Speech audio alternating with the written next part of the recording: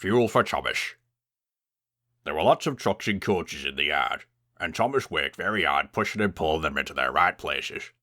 The change engines were working hard too. For a while James was shut up in the shed, and now Henry was shut up in a tunnel. Trains were getting longer, and Chomish was rushed off his wheels getting them ready.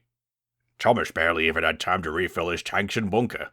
One very busy day, after arranging long, heavy goods trains for Mildred and Gordon, he went into the coal merchant's siding, and the yardmaster shouted at him, "No time for that!"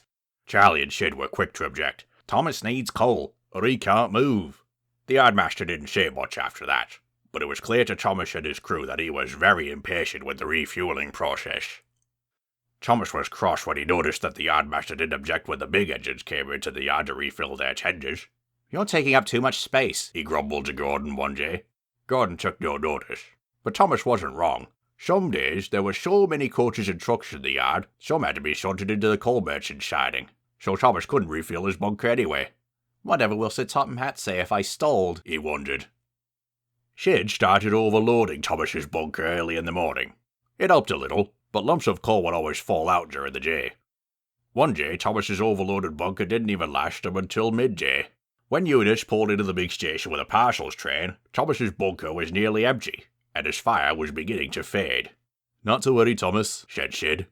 "I can get you what you need." When Thomas buffered up to one of Eunice's vans, Sid walked over to it, opened it, and took out a parcel. Thomas spotted the label on the parcel as Sid walked by it. It was addressed to Sir Topham Hatt. Thomas felt something drop into his firebox. "Horrors!" he cried.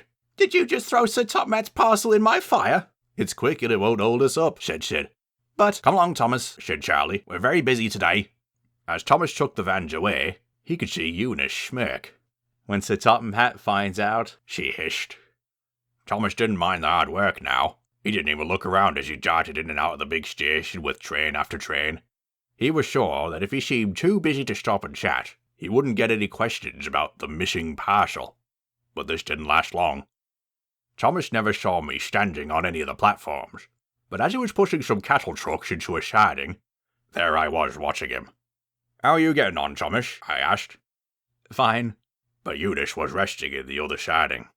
Thomas caught her eye. "I'm so sorry, sir," he wailed. "I've burned your parcel." I was quite surprised. "Only one so far? Well, it certainly lasted you a good while. But I think it might be time to burn another. Shoot her, will you, Sid?" "You mean you want me to burn your parcels?" asked a bewildered Thomas. "Well, of course. Did no one tell you?" I asked. "I've arranged for coal deliveries to be wrapped up in parcels so that you can refuel your firebox quicker." Sid laughed as he walked over to the van and carried out another parcel addressed to me. "Did I scare you?" he asked. "Sorry, Thomas." And he climbed aboard Thomas's cab and threw the parcel of coal into the fire. Eunice looked disappointed. Thomas was relieved.